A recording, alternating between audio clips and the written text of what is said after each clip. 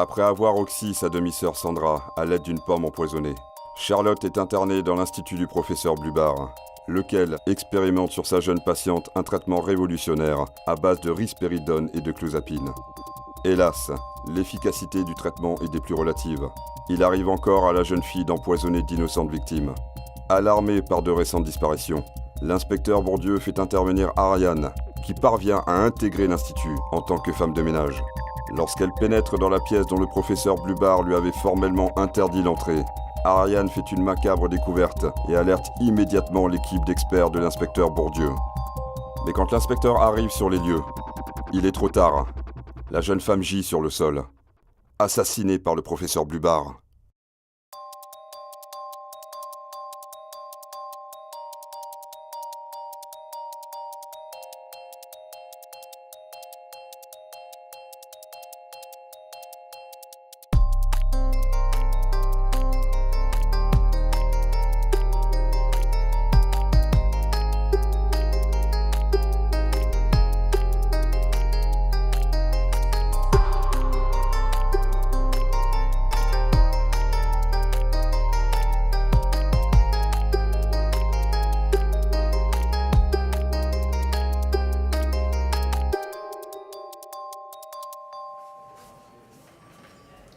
On le retrouve ici du côté de Montbéliard, puis là à 30 km de Lyon. Depuis 2 mois, il est chez nous, et on nous signale déjà la disparition de plusieurs filles. Luna, la dernière en date, une étudiante dont on est sans nouvelles depuis 3 semaines. Le mode opératoire est toujours le même, il se déguise. Là en plombier, ici en livreur de pizza. Actuellement, il se fait passer pour un prêtre. Un prêtre, le padre Lupo. Anne, vous avez des précisions? Oui, on pense qu'il endort ses victimes avant de les enlever et qu'il alimente du coup plusieurs réseaux de prostitution en Italie, mais également au Canada et en Indonésie. On en a retrouvé une par hasard à Jakarta. Et si on t'ennuie, surtout préviens-nous. C'est pas ça, mais je commence à avoir faim. Il est à peine 11 heures. Si tu veux bien, je continue. Bon. On a identifié sa planque actuelle. Mais avant de l'interpeller, on va essayer d'identifier ses contacts.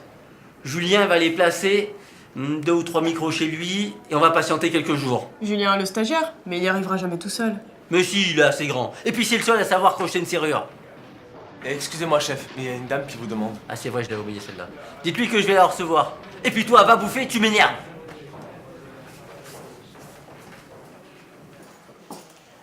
Bonjour, inspecteur. Bonjour, asseyez-vous, je vous en prie. Vous vouliez me voir au sujet des autres filles? Oui, c'est cela. Je ne veux pas abuser de votre temps, mais tout de même, je m'inquiète pour Charlotte. Elle est maintenue en sommeil artificiel depuis bientôt 8 mois. C'est long, inspecteur. Le docteur Wu avait dit 2 semaines, pas plus. 8 mois, c'est pas normal. Madame Chambon, faites confiance à la médecine. Si le docteur Wu l'en maintient en sommeil, c'est qu'il a ses raisons. Elle est intoxiquée par les kilos de pilules qu'elle a avalées pendant son séjour à l'Institut Blubart. Vous savez bien qu'il faut du temps. Ne me parlez pas de celui-là, hein. Je le retiens, ce professeur Blubart, avec ses grands airs. Ah non, mais j'ai cru qu'il allait me la rendre folle. Mais ma fille n'est pas folle, inspecteur. Il faut me croire. Malade, peut-être, mais pas folle. Retrouvez Blubart et interrogez-le. Vous savez bien qu'il est parti sans laisser d'adresse. Ni même d'indice d'ailleurs.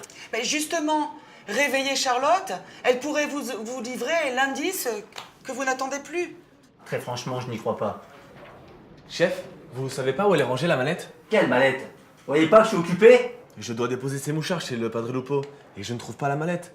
Prenez le premier sac qui vous tombe sous la main. Un peu d'initiative, bon Dieu.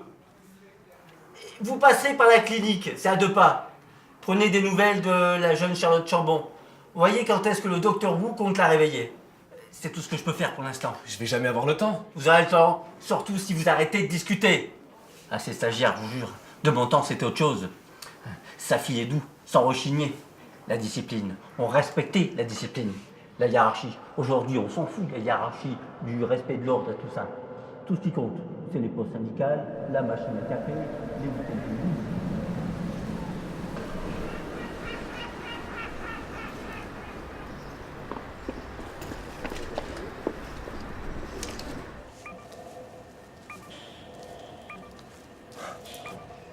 Bon, voilà l'empoisonneuse. Même pas peur. Voyez quand le docteur Wu compte la réveiller. Elle est bien bonne. Introuvable, ton docteur Wu. Personne l'a vu. L'homme invisible. Non, En fait, le docteur Wu, c'est moi. Réveille. Dodo. Réveille. Dodo. Dodo. Oh. Mais elle est plutôt mignonne, l'empoisonneuse. Tu sais que tu me plais, toi?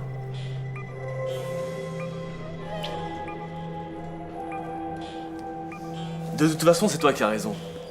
Continue de dormir. Il y a tellement de cons dehors. Des tas de cons. Des petits, des gros. Le Padre Lupo, par exemple. Un méga gros con. Son truc à lui, endormir des petites filles et les envoyer dans les bordels les plus sordides de la planète. Bon, je vais être obligé de t'abandonner. Tu dois déposer chez lui une petite surprise, façon Père Noël. Bon, j'attends encore 5 minutes histoire de dire et puis je me casse. Impasse du pot de beurre. Tu parles d'une adresse à la con?